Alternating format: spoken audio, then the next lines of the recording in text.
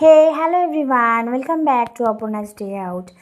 আজ শনিবার, তো সকালবেলা ঘুম থেকে উঠে ভাবলাম আমাদের বাড়িটা একটু তোমাদেরকে ঘুরিয়ে দেখাই। এটা হলো আমাদের বাড়িতে ঢোকার রাস্তা। দেখো, এটা 3 মাথার মোড়, আর এটা হচ্ছে এন্ট্রান্স দিয়ে ঢুকেই রাস্তার দুপাশ বাগান। বাঁ দিকের বাগানে দেখো কী কী গাছ আছে। কলা গাছ আছে, মেহগনি গাছ আছে, আর সুপারি গাছ আছে। আচ্ছা, এই ভিডিওতে কিন্তু কী কী গাছের নাম আমি বললাম, আরও যদি কিছু মিস করে যায় কী কী গাছের ভিডিও তোমরা দেখলে সেটা আমাকে কমেন্ট করে জানাবে, ঠিক আছে? তো এই বাগানটা হলো আমাদের বাগান, আর রাইট সাইডে তোমাদেরকে ঘুরিয়ে দেখাবো, আর সেটা হচ্ছে আমার জেঠুদের বাগান। আর ওই যে দেখা যাচ্ছে জেঠুদের বাড়ি, আর লেফট সাইডে আমাদের বাড়ি। এই যে এই বাগানটা হচ্ছে জেঠুদের বাগান। তো রাস্তা দিয়ে দেখো আমি ঢুকছি, রাইট সাইডের এই বাড়িটাই হচ্ছে আমার জেঠুদের বাড়ি।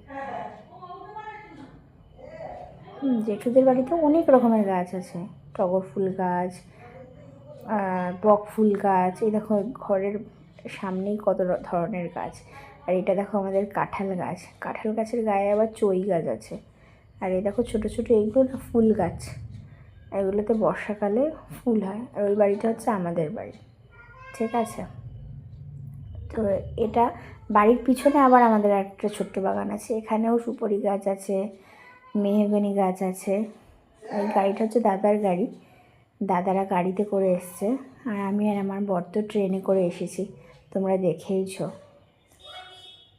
এই দেখো জেঠুদের এই দিকটা দেখো, নানা ধরনের গাছ আছে। এই দেখো নারকেল গাছ।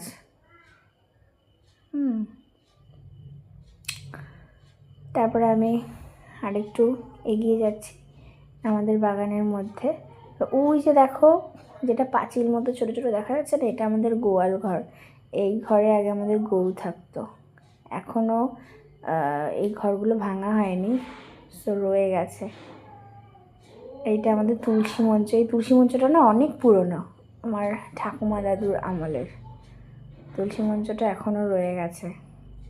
তারপরে এই দেখো আমার জেঠু বাজার থেকে আসছে।